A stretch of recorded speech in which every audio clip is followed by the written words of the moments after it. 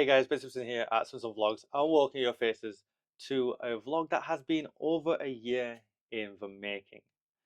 I'm sure by the title of this video, the thumbnail of this video, you all know this is my Madeira vlog. So sit back, grab a snack, or a drink, get your feet up, most probably have fun.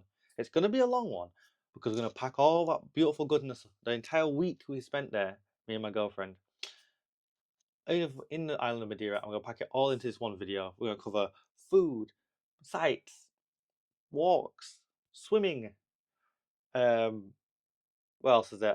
Fun stuff, crazy stuff that we did. Just everything's all packed into this one video. We're also recording the the room aspect, the talking bit of it all, using the DJI Osmo Pocket 3, and of course you can see this little microphone attached to it, the DJI Mic 2. Now the unboxing video for this is going to come out hopefully next week whilst I'm on holiday in the United States. Obviously all that United States stuff is going to be also recorded using this and the camera that I'm recording this bit on. So yeah, it's game changer for Simpson Vlogs, I believe, I hope. Anyway, it's just because of how small and easy this camera is to bring around. It's very easy to bring around. You can just put it in your pocket. You don't have to even carry the backpack, the little bag it comes with you if you don't want to. It comes with a portable charger of its own. It's just a brilliant product, and hopefully it changes all vlogs and makes vlogging easier here on Simpson Vlogs. Of course, be sure to like, comment, subscribe below. Hit that bell notification to keep up to date everything here on Simpson Vlogs. Check links in the description, of course, for TikTok, Instagram, and Twitter. Alongside Simpson Plays, simpsonplays.com, and of course, my Twitch, Simpson God Plays 13. We catch all the gameplay from the Xbox Live on Twitch. Of course, stick around on YouTube, become a member of the channel Simpson Plays, and Spotify and shit as a streamer over on my main channel Simpson Plays on YouTube. Well then, Madeira, we spent a week there, and if you don't know where Madeira is, it's a little island off the coast of Africa. It's a Portuguese territory though. So you got the birthplace of colonialism, basically. That's where it began. That's where Portugal began its colonial empire. It found the islands of Madeira, and from there it was able to go all the way over to South Americas and Brazil. Columbus started his expedition in the Caribbean. From there, it's just an island with rich history and a lot of cultural machinations meshed together.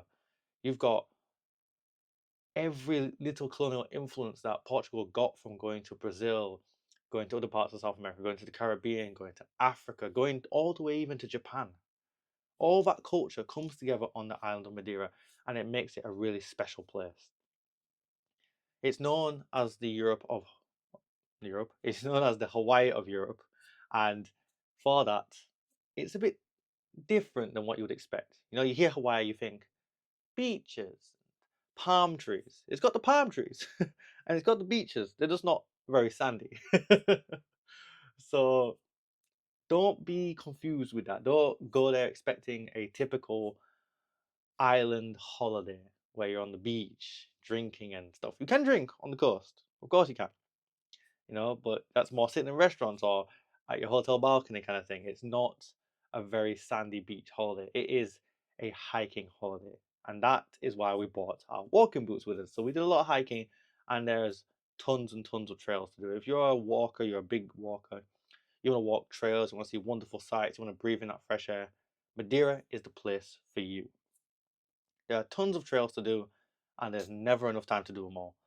I looked up loads of articles, vlogs, blogs, and stuff, seeing on what trails to do and stuff. And most of the time, people spent around a month there for the blogs and vlogs and stuff. 3 months at most, and they all said the same thing. There just wasn't enough time to do them all. So you'll never be bored. You'll never be running out of trails or places to walk and go and see. And you'll always be surprised. There's always something surprising. You're like, what? Whenever you go. So without further ado, let's get into the vlog, and well, we'll start with the first part of Madeira, the first thing you get to see when you're flying from England anyway. So check it out now.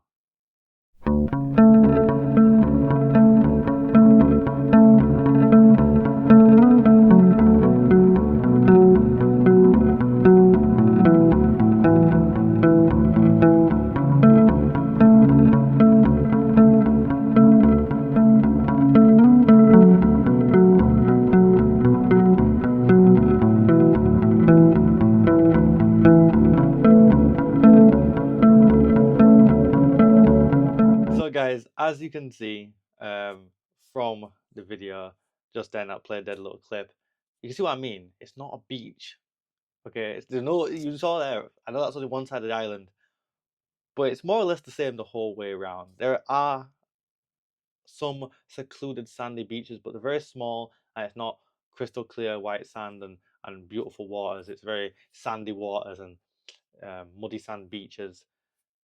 It is a green, lush island. It's not, you know, with surrounded by sandy beaches. The waters are clear and beautiful, but you're gonna have to go on a boat if you really want to enjoy them and swim out with dolphins and stuff, which you can do. We didn't get to do that, but you can do. It's something I recommend you try and book in advance because when we tried to book it while we were there, it was always like they couldn't accommodate on such short notice and such sort of thing. So yeah, um, something we missed out on, but something you can definitely do whilst at the island, and something I would recommend doing. Swimming in the sea can be fun, and of course, swimming with dolphins is something, well, one hell of a life experience, I'd say. But yeah, you saw from the first sights and sounds that, like I said, it's a mountainous island, and boy, some of the roads there, whoo, you gotta be a confident driver, I'll tell you that. Now, I can't drive legally. I always had that little addition. So the girlfriend did all the driving, bless her, and we had some tight moments. But before we get into any of that, let's of course show off the hotel room we stayed in right by the coast. Welcome to my room in Madeira, Portugal. This is basically the wardrobe. It's quite long, quite big. Throw it over the side. Got a safe in there. Shoes, clothes are hung up. All my clothes are basically folded or rolled up into those drawers. Come over here. We've got the bathroom set up. There's me looking a bit chubby. We got all this. Here is the shower. Wash your butt. You got the toilet, of course. Swinging on around back here. We have the bed where the magic happens. Wink, wink, wink, wink. TV show, Naked and Afraid, as per standard. We're gonna put my Jesus sandals kind of things on and wiggle my feet into there. Wiggle my feet into this one. This one's not wiggling. It's not wiggling. It needs help. Yeah. And then look, we can walk straight outside. It's dark outside right now, but we can walk straight outside and, well, I don't know what's going over there, but looks cool. Look at the mountain that overlooks our hotel. And the sea is literally just there. If we walk on around here in the dark, I don't know why I'm doing this at night time. It's not even night time, it's like 7 a.m. No, 7 p.m. But the lights are all off. You can see the hotel itself. If I keep going around here, get a view of the restaurant over there. That's the restaurant. People having their dinner right now. Walk across the grass in the dark. I don't like the sound the grass it's making outside now because there's probably things in the grass. Keep on marching. Walk around to the pool thing. Yep, there it is. So there's the pool. Now, we did have one of these rooms originally, but it was a twin bed, so we swapped it for a double bed. But yeah, here's the pool. It would be nice to have one of these rooms, walk straight out onto the pool with the beautiful sea, the ocean. In fact, it's not even the sea, it's the ocean. That's the Atlantic Ocean over there. So guys, here is the view from the coast outside of the hotel room. As you can see, rocky beaches, crashing waves, but wonderful sights. And let me tell you, that ocean breeze is something special. Salty, but special. Okay, it's just so fresh, so calming, and just hearing the waves crash and crash against the rocks slowly but powerfully. It is a wondrous thing. Let me tell you, a wondrous thing. Well then, so what we're going to get into next then, what is the first element of this video? Where do we start? All right. Well, you know what? Since everything else is so damn amazing, we're going to start with the worst bit of Madeira, the driving. Okay, the driving was tough. Okay, there were plenty of times where I had to get out of the car so that I could help her navigate down roads, up roads, past vehicles. For those of you who are not used to European roads, all right, even if you're from England, mainland Europe has even smaller, tighter roads, and Madeira is no different. Going up small, tight roads in a car that is kind of wide because it's a SUV. It was the Nissan Duke, a shite car, let me tell you, has no power. It is a terrible car to use going up hills. Should never have got it, and it's my fault. I apologize to both her and myself for advocating for that stupid car because I didn't want to get in a small car. I didn't want to be cramped into a small car. And there's no need. We're not carrying huge luggage with us. The only thing we ever carried around with us in that car was our walking boots. There was no need for such a car. And I don't know if the smaller car options had more power than the Duke. I can't remember what all the options were.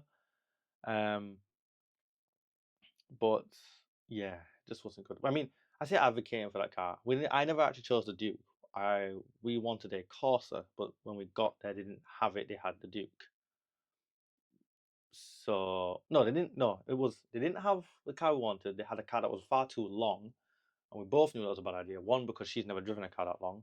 Her car is a Vauxhall Polo, which isn't exactly the smallest car, but it's a lot smaller than what they actually offered us. Then they gave us the Duke, which is smaller this way, but then chunky. So getting that round corners, up hills with its terrible power, 100% do not recommend. But I do recommend renting a car because taxis, few and far between. You'd have to be ringing up all the time and stuff. And whilst if you're on certain networks in the UK, you can just automatically get European data roaming and all that, and make phone calls and stuff. It's a little island. I don't know the local taxi number. So I do recommend getting a car if you're going to go to the Madeira. It's so much easier just to drive around because not everything is in walking distance despite how small the island is. So do get a car, but do be prepared to, well, battle the mountains and the hills. um, but you do get some rewards for doing some of that. Okay, and I'm going to show you some of those rewards right now because here are some of the absolutely epic views you get from driving at the very top of Madeira.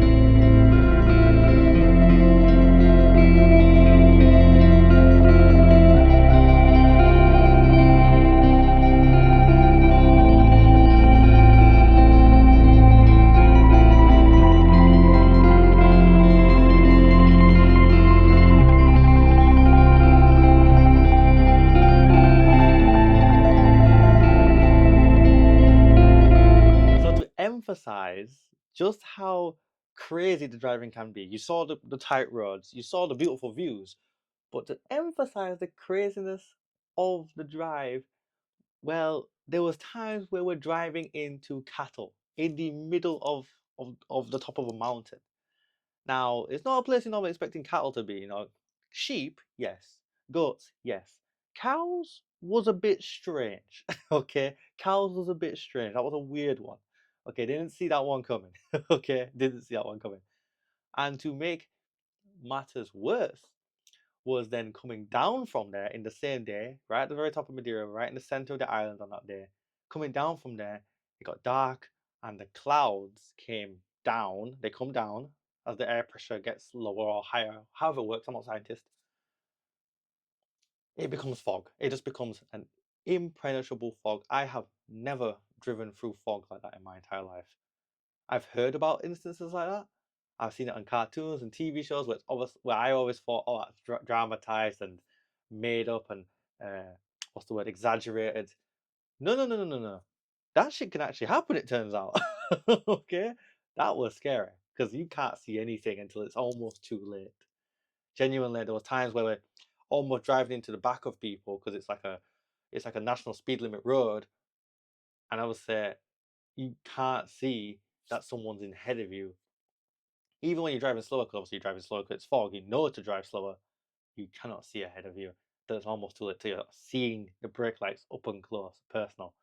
Or worse, cars coming towards you because they're driving around cattle that's in the fog, and then so they're on your side of the road, and then you're going to drive into them. It's some close calls. I will tell you now, there were some close calls. But without the danger, without the driving and the stress of it, you do get to where you're going, and you get to see some absolutely breathtaking landscapes. I mean, serious to God, there were some breathtaking places. Places just from straight from a fantasy place. I mean, some of the places were absolutely amazing. And I'm gonna roll through some of that right now for your lovely faces.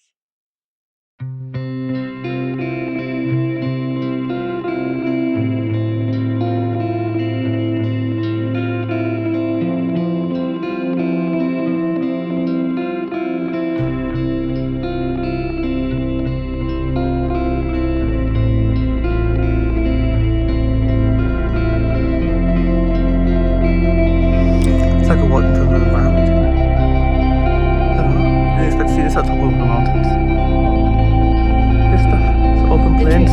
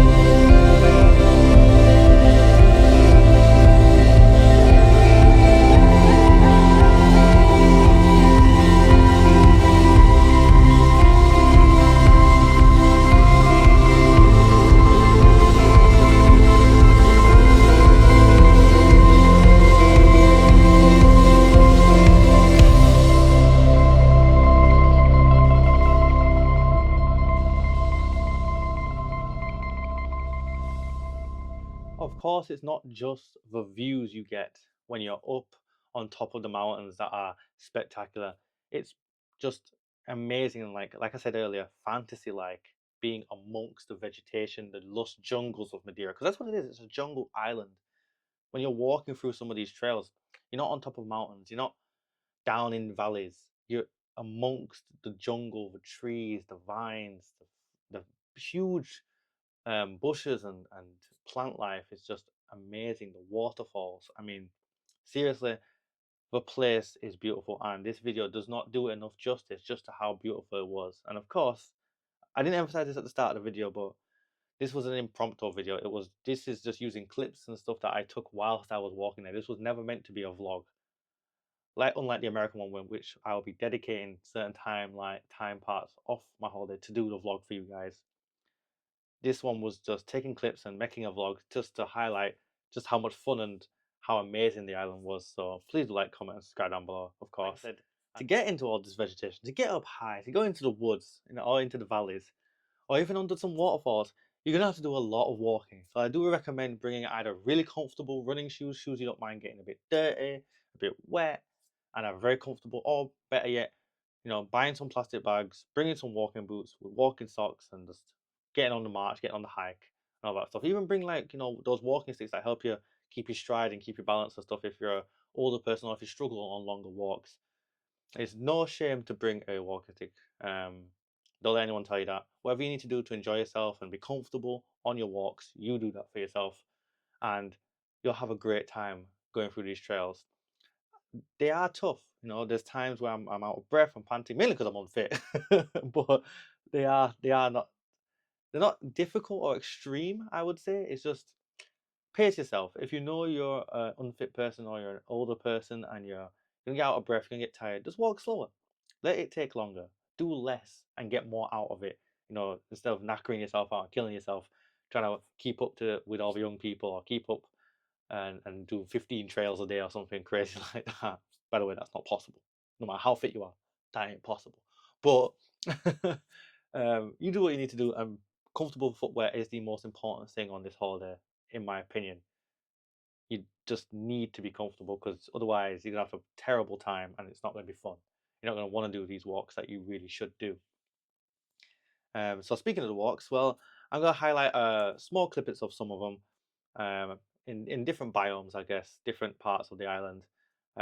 First up is a simple trail walk alongside the mountainside next to vegetation and stuff. And at parts, I'm ducking myself under a waterfall because I'm too hot. You know, I've walked too fast, I'm too sweaty, I'm too hot. And why not take a refreshing cold shower? Eh? 1,000 feet up, 1,000 feet up.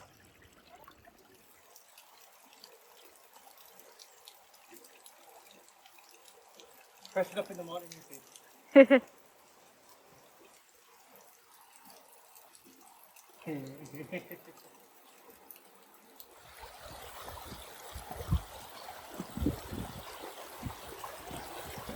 What you doing?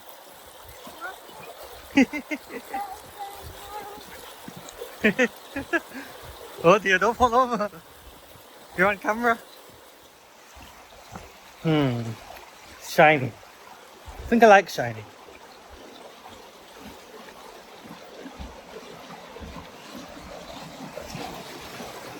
Oh, stop frowning out of the sunlight.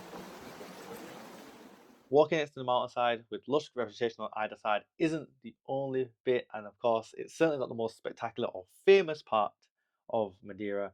You want to get up high, you want to get up onto the peaks, and you want to walk up along the mountainsides, up even to the stairway of heaven.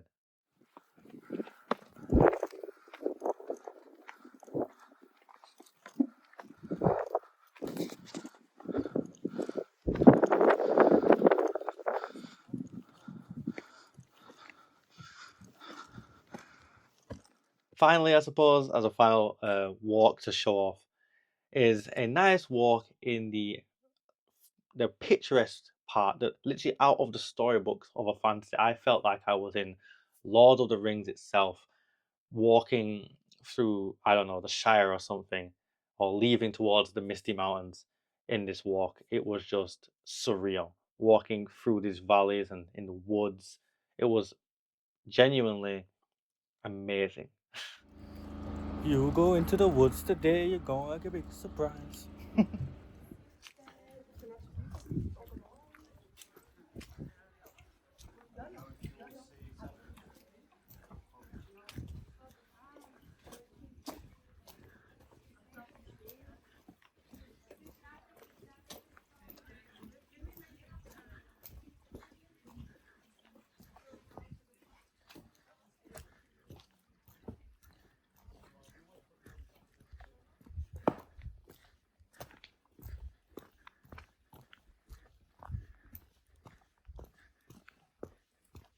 Considering we just covered walks, I guess, well, there's no better time to discuss Pico do Avero Stairway to Heaven. That is a spectacular but extraordinarily more difficult than I thought walk to do. It's the highlight of any first time Madeiran trip, I guess. It's the walk you want to do. It's where the famous pictures are taken, where all the best vlogging stuff happens. It's where everybody wants to go. It's very busy up there, but it's a very difficult walk and it starts off hard. The car park is several meters down in terms of elevation from where you need to get up to walk past. You need to walk up from the car park to this observatory And then from the observatory, you go up a little bit up again, and then you start on this route that just goes up and down and up and down, down, down, down, down, down. And it's a really difficult route. I recommend starting from the observatory part because that's the closest part to the stairway to heaven. You know, the highest point on the stairway to heaven bit. It's the closest part to it. So even if you don't want to do the whole walk, you just want to get there for either the picture or saying you've done it, or just want to do a bit of it like we did, it is the easiest point to start it from. That's where I would start it from. Go there and get to Stairway to Heaven in probably about 20-30 minutes. Beyond that, you then start descending down around the mountains and cliff sides and further down. If you start from the other side, it's a very difficult walk, I imagine, because then you're coming up, down and up and round and up. And I know for certain I couldn't have done that. I could not have done that. I have a bad knee. That would not have happened. And to be honest, I was really struggling with my vertigo. I hate heights, okay? There's only one thing on earth that terrifies me more than heights, and that is the deep ocean. Nothing else terrifies me as much as those two. So I was really difficultly struggling. Half the time I was spent just trying to not look over the side and not feel sick. But thanks to the encouragement and enthusiasm of the girlfriend, I was able to conquer the stairway to heaven and say that I've been up there, seen it, been there, and done it. Would I go again? I would have to say yes. Hopefully, maybe even one day I'm able to do it from the other side and go all the way up the mountain and conquer it that way. But that would be an extremely tough walk. I won't lie to anyone. Because we went to the point where it starts to really descend. So we went from the observatory down, up the stairway to heaven, down again, and then at that point I was like, no, you know what? No. I can't go any further. One, that looks terrifying going down there, and two, going back will be even worse. So at that point, that's where I cut it, and that's why we didn't go any further than that. But yes, it is something you have to do. If obviously if possible, if you're fit enough and able to even make it as far as to the stairway to heaven from the easier side, which I know obviously there's going to be people who aren't or are too scared to.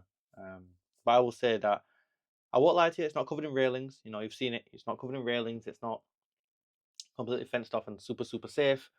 But you're further enough from the edge that you're not gonna fall. If you think you're gonna fall, it's in your head. It's just in your head, like it was in my head.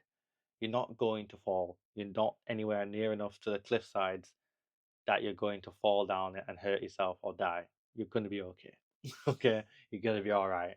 And it's just getting over that fear, conquering your fears, and to be honest, that is really exhilarating and freeing for somebody who has those fears. If you're able to do it in spite of that, you're done good. You're done good. Give yourself a pat on the back or a round of applause. You're done good. Okay. And it was breathtaking sights, seeing the valleys and down below and the cliffs and just the beauty that is nature and the natural formations of the world. Something you don't always appreciate. We like to look at the ocean and beaches and nice trees and flowers and stuff, but sometimes really just taking a step back and appreciating mountains. Tis me on top of the highest peak in Madeira, or Madeira, whichever one you want to say it. And yeah, I'm only 200 meters and out of breath already. Wow, on top of Madeira. Well, actually I've got a tiny bit further to walk up there. Now I'm at the very top. Wow. I am terrified of heights. This shit is insane. That's 1,000 feet up in the sky. Well over 1,000 feet up in the sky. This is crazy. What am I doing here? Why am I here? What am I doing?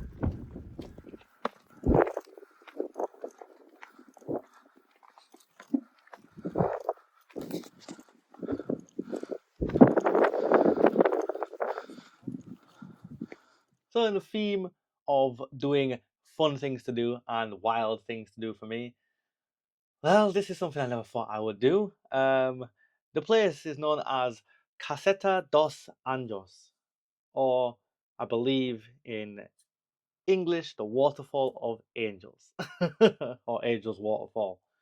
Um, Not sure how it gets its name, but well, it's a place that you can do two things. You can either drive your car under the waterfall,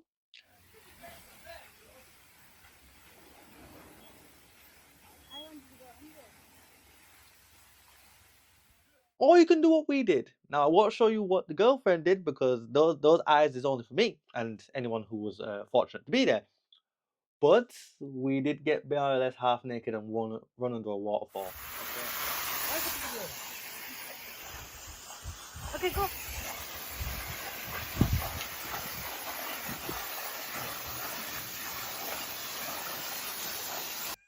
We got very, very wet underneath a waterfall, more or less in public, and yeah, it's a fun thing to do. I'm looking forward to this. Woo! Woo! Ah! I did it. Because I don't know if that's going to get anyone in trouble or piss off the locals. So if you are going to do it, um, do it around the time we did it. Night time where there's not a lot of people around or not a lot of cars in the way and not too super busy, but still super busy because it's another popular site, kind of like the Stairway to Heaven. It's another thing to do, a thing to see.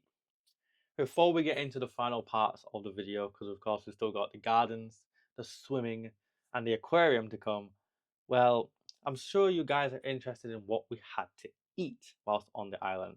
Because you're probably thinking, well, you said it was a blend of culture, and you said it's going to have all these cultural influences on it, and it does. It has a lot of cultural influence on it. It has a lot of seafood. It has a lot of different foods, Italian, Spanish, Portuguese, African, Brazilian. It has all that come together. However, I'm a picky eater.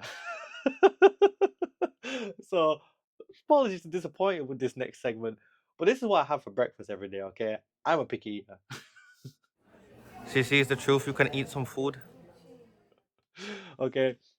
And you know, beyond that, more or less every single day we had steak to eat, okay? Because steak is normally very, very expensive in the UK, in most countries. Steak is a good steak is something you're expected to pay £30 as British pounds minimum. Okay, if you want a good steak, I'm talking like Miller and Carter kind of thing, or I don't know, whatever your local good steak is, £30 at a minimum. Some people are probably sniffing their nose up at that saying £30, that's not going to be a good steak. But that's what it is here in England. That's a good steak. £30 minimum at a restaurant.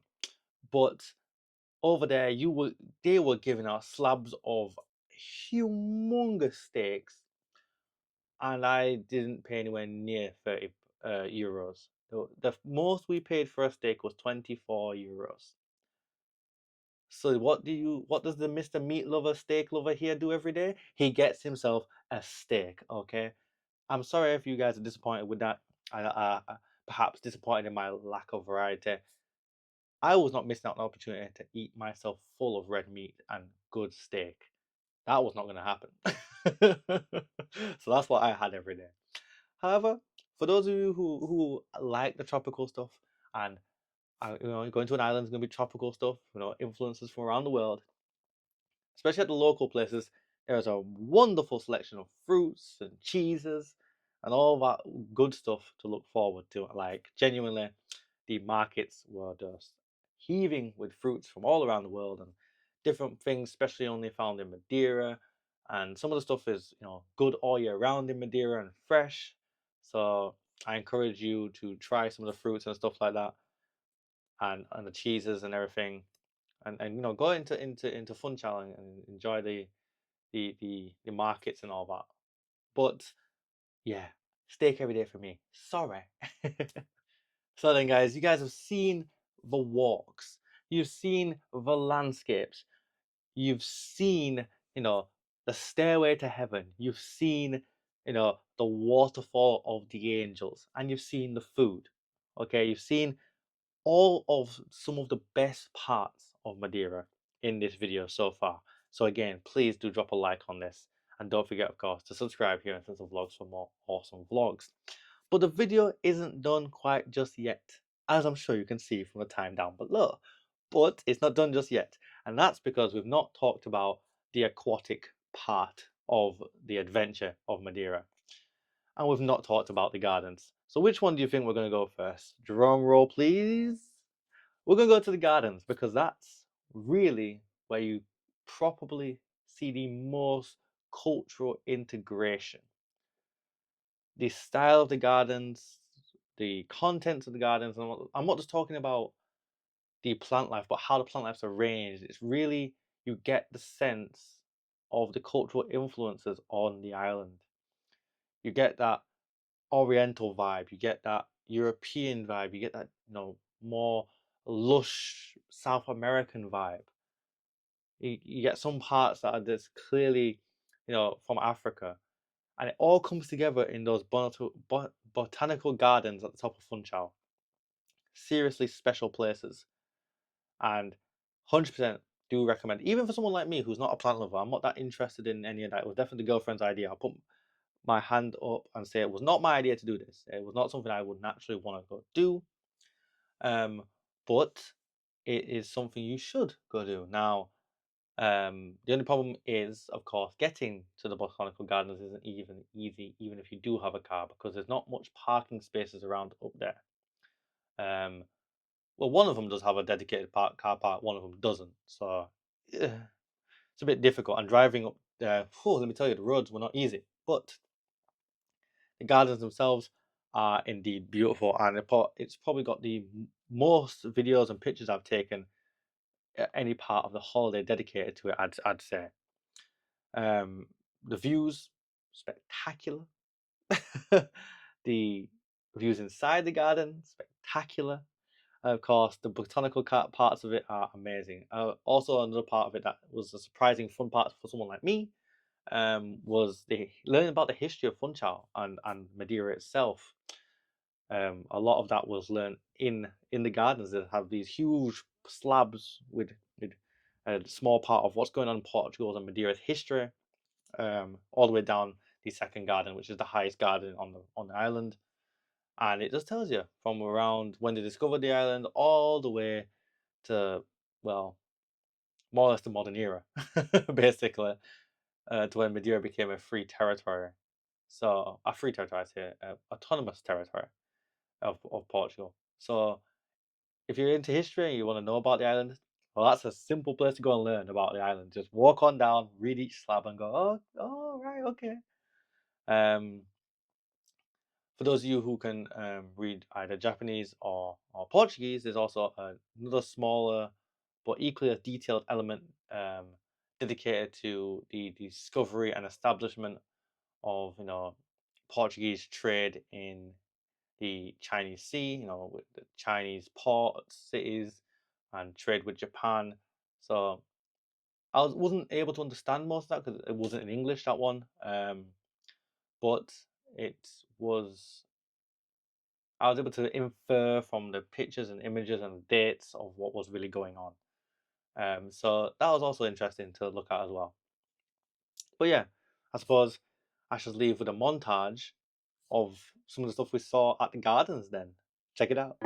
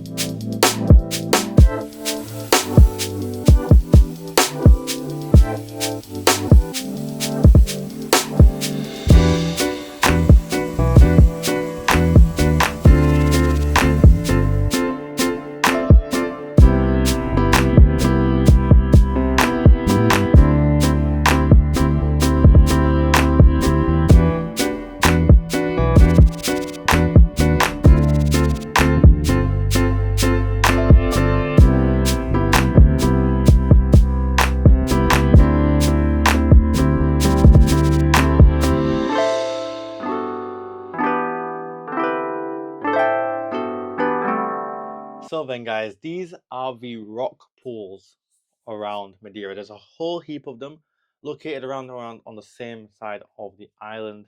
Obviously, again, recommended you have a car to drive in between them because they're not all in walking distance of each other. But it's very, very fun, and it's definitely the coldest water I've ever swum in because these natural rock pools are fed from the very cold Atlantic Ocean. So even though it is hot and sunny on land, which is good for drying off, it was freezing cold in the water. And of course, being the adventurous fish boy that I am, well, here are some clips of me swimming in said rock pools.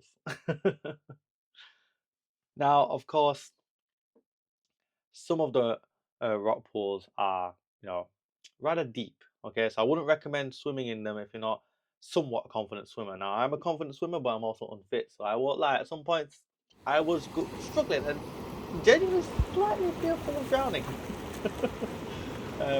Mainly because whilst the rock pools have a bottom, I didn't really want to go down there because there were crabs and stuff, and I didn't fancy getting fish!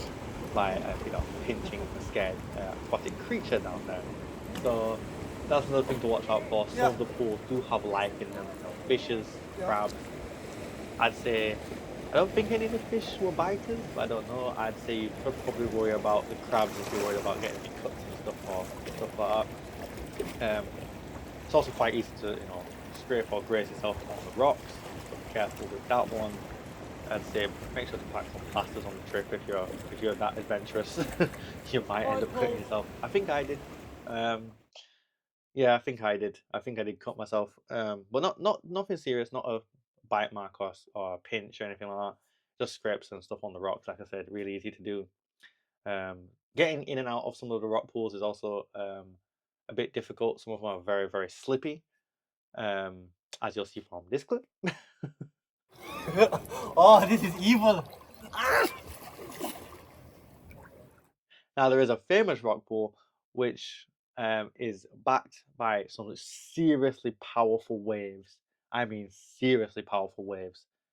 To the point where you are if you sit on a certain part, you are thrown from it by the wave that crashes over into you.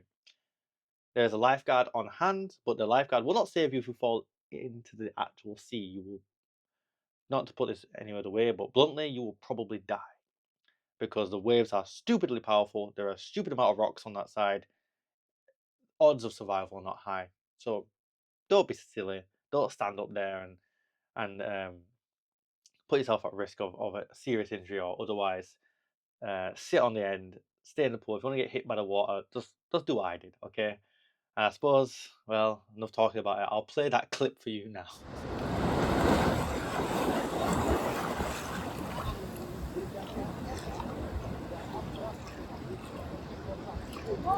Now,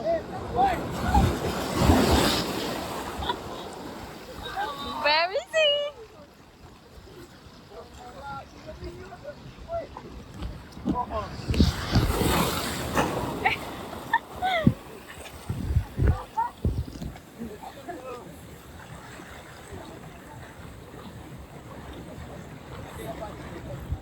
So the final part of the aquatic adventure on this part of the video on the island of Madeira, I suppose we can't not talk about the small aquarium near the rock pool in the last clip. So next to there is a free aquarium just to walk on into and walk around and see some fish and some aquatic life from in and around Madeira. Yeah, it's nothing special. It's not huge. It's no sea life or anything like that. It's just some fishes, some aquarium stuff to see.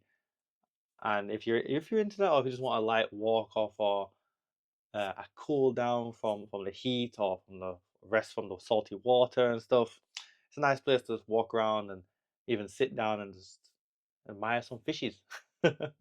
So here's some of that now. so this tank behind me got a whole heap of fishes. We got some sharks as well, I think. Types of sharks there and stuff. This is where people are allowed to come and dive, scuba diving, and swim around with the fishies. Electric eel. A big fish tank from another angle. Oh, they're swimming above us. Yo, they're above us. There's a stingray right there. Oh, angle. So then, to end the video, I suppose we have to talk about the worst part of any holiday, the leaving part.